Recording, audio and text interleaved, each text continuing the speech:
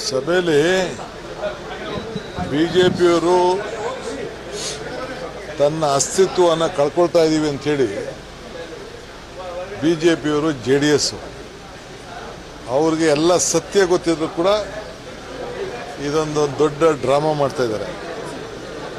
ಅವ್ರಿಗೆ ನಾವು ಹೇಳಿದ್ದೀವಿ, ನಿನ್ನೆನೂ ಹೇಳ್ದೋ, ನೀವು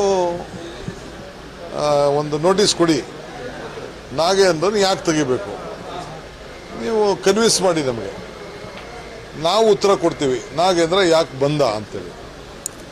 ಒಬ್ಬ ST ಸಮುದಾಯದ ಒಬ್ಬ ಮಂತ್ರಿಗೆ ಯಾವ ಆಧಾರನೂ ಇಲ್ಲ, ಅವನ್ನ ಇವತ್ತು ತೆಗಿಬೇಕು ಅಂತ ಹೊರಟಿದ್ದಾರೆ. ಈಗ ಎಷ್ಟು ಜನ ಕೇಂದ್ರದಲ್ಲಿ ವಿವಿಧ ರಾಜ್ಯದಲ್ಲಿ ಕೇಸ್ ಇರೋರು ಮಂತ್ರಿ ಇಲ್ಲ, ಇವನ ಮೇಲೆ ನಾವೆಲ್ಲ ಪರಿಶೀಲನೆ ಮಾಡಿದ್ದೀವಿ.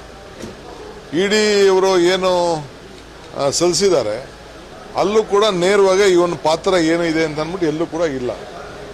ಸೊ ನಮ್ಮ ಇನ್ವೆಸ್ಟಿಗೇಷನ್ ಆಗಿದೆ. ಈಗಾಗಲೇ ಹೆಚ್ಚು ಕಮ್ಮಿ 84 ಕೋಟಿಲಿ 79 ಕೋಟಿಯಷ್ಟು ಈಗಾಗಲೇ ರಿಕವರಿ ಮಾಡಿದ್ದಾರೆ. ಇವ್ರ ಹತ್ರ ನಾಗೇಂದ್ರ ಹತ್ರ ಏನು ರಿಕವರಿ ಮಾಡಿಲ್ಲ, ಇವರು ಎಲ್ಲೂ ಇನ್ವಾಲ್ವ್ಮೆಂಟು ಇಲ್ಲ.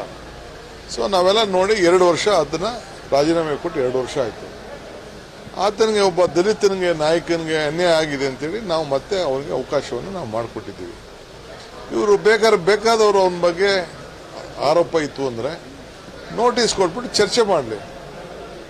ಬಾವಿಗೂ ಹೋಗ್ತಾ ಇಲ್ಲ, ಎಲ್ಲ ಕೂತ್ಕೊಂಡು ಗಲಾಟೆ ಮಾಡ್ತಾಯಿದ್ದಾರೆ. ಕೇಳಿದ್ರೆ ನೀವು ಅಲ್ಲಿ ಡೆಲ್ಲಿಲಿ ಮಾಡಿದ್ರಿ, ಅವ್ರು ಮಾಡಿದ್ರಿ ಅಂಥೇಳಿ ಕೆಲವೊಬ್ಬರು ಮಾಡ್ತಾಯಿದ್ದಾರೆ.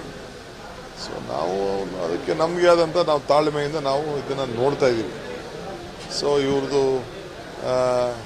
ಏನೋ ಒಂದು ಅಸ್ತಿತ್ವ ಉಳಿಸ್ಕೊಳ್ಬೇಕು ಅಂತೇಳಿ ಈ ರೀತಿ ಅವರು ಪ್ರತಿಭಟನೆ ಮಾಡ್ತಾಯಿದ್ದಾರೆ, ಹೋರಾಟ ಮಾಡ್ತಾಯಿದ್ದಾರೆ.